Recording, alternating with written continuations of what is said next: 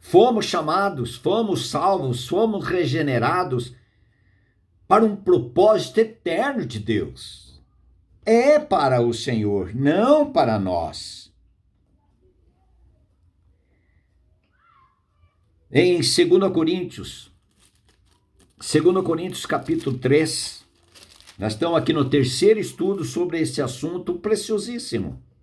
Não quero colocar fardo em ninguém, porque o evangelho não é fardo, é prazer. Mas somos responsáveis quando fomos. Nós somos totalmente responsáveis pela nossa condenação, mas nós não somos responsáveis pela nossa salvação. A nossa salvação veio de graça. É pela graça somos salvos. E para um propósito de Deus. E ele fala em 2 Coríntios capítulo 3, versículo 18, ele diz: a todos nós, com o rosto desvendado, precisamos mesmo que o Senhor tire a nossa venda, tire de nós isso que atrapalha a nossa visão espiritual, porque é necessário que o Senhor ilumine os olhos do nosso coração para que a gente veja o Deus glorioso que é, e ter alegria em viver para a glória dele. Tempos de aflição, de tristeza, de angústia, mas sabendo que nós somos dele porque ele nos comprou, nós somos dele porque ele nos atraiu, nós somos dele porque Cristo é a nossa vida e fez de cada um de nós templo da sua habitação, um santuário de Deus.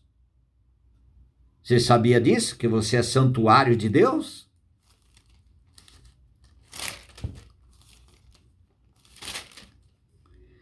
Você sabia?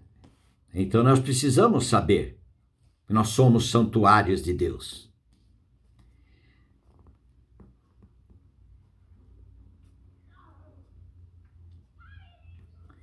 Segundo Coríntios capítulo 6, ele diz: que ligação há entre o santuário de Deus e os ídolos? Porque nós somos santuário de Deus, do Deus vivente.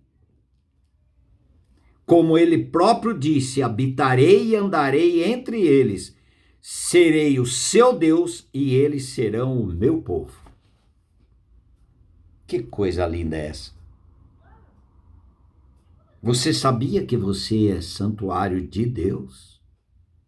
Como posso jogar uma lata de lixo, de pecados, de miséria, de rebelião, de desobediência? Obras da carne, jogar dentro desse santuário e achar que está tudo certo diante de Deus. Está fora do propósito do Senhor. Mas o Senhor conduz cada um de nós ao arrependimento, porque ele nos ama.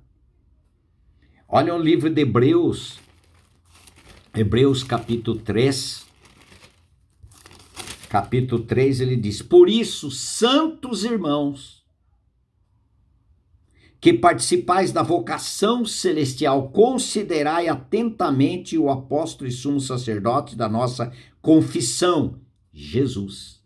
Santos irmãos. Não podemos baratear isto. Sabe por que muitas vezes nós não confessamos? Fui feito uma pessoa santa. Pela fé eu me considero santo. Você vai falar isso para sua namorada? Para o seu namorado? No seu ambiente de trabalho, seu ambiente de estudo? No seu ambiente da noitada? As pessoas vão zombar de você, não vai? E você vai ficar muito chateado, não vai? Ou chateada. Por quê? Você vai dar uma de Pedro? Negar o Senhor? Você vai dar uma de Judas, vendê-lo por 30 moedas de prata? Amados, nós somos amados do Senhor. Ele nos regenerou para sermos santos, para sermos pessoas fruto da morte e ressurreição do Senhor Jesus Cristo. Por isso que fica fraco o nosso testemunho, porque a maioria das pessoas, eu creio que Jesus morreu por mim, Jesus perdoou todos os meus pecados. Isso daí é um falso evangelho. Faz parte do evangelho, mas não é o evangelho. O evangelho é Cristo morreu, me substituiu, mas me incluiu na sua morte, para que eu experimentasse a minha morte para o pecado e ganhasse na ressurreição dele a vida de Cristo, a vida eterna do Santo Jesus habitando em mim. Isto é evangelho. E de graça. Queridos, 1 Tessalonicenses, ele não chamou à toa, vou salvar você, está salvo. Não, senhor, ele pagou um preço. Jesus Cristo deu a sua própria vida. Eu gosto de citar isso, eu citei. Ele, a própria vida santa dele, foi trocada pela minha vida pecadora, para que no corpo dele, na vida santa dele, fosse oferecida para que eu, uma vida pecaminosa e pecadora, fosse substituída pela vida dele.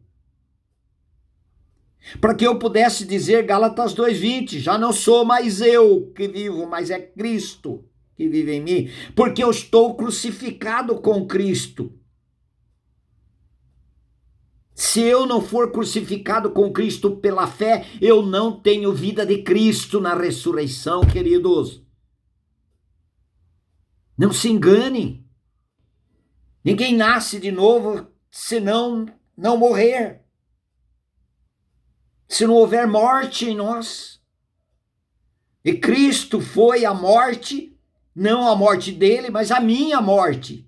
Porque ele nunca pecou. A morte jamais pegaria o Senhor Jesus Cristo. Mas ele me atraiu e recebeu o vírus da morte, que é o meu vírus. E me levou a morrer, juntamente com ele, para que eu pudesse reviver, renascer, ser regenerado na ressurreição, juntamente com ele. Que coisa preciosa. Em 1 Tessalonicenses, nós vamos deixar para o próximo vídeo.